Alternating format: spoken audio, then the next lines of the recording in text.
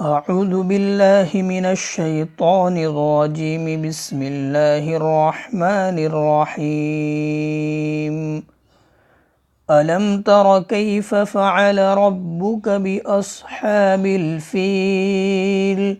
ألم يجعل كيدهم في تضليل وأرسل عليهم طيرا أبابيل ترميهم بحجارة من سجيل فجعلهم كعصف مأكول. بسم الله الرحمن الرحيم.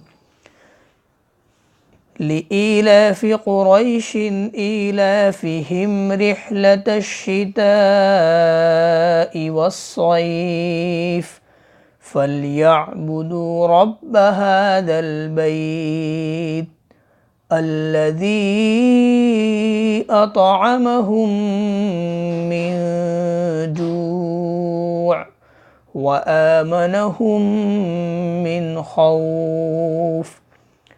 بسم الله الرحمن الرحيم.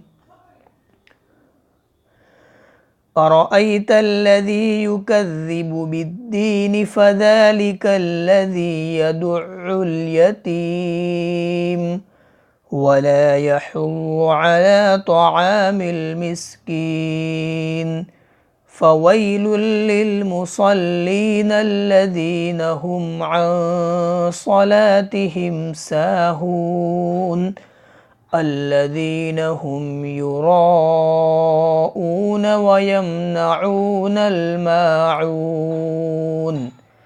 بسم الله الرحمن الرحيم. إنا أعطيناك الكوثر فصل لربك وانحر إن شانئك هو الأبتر. صدق الله العظيم.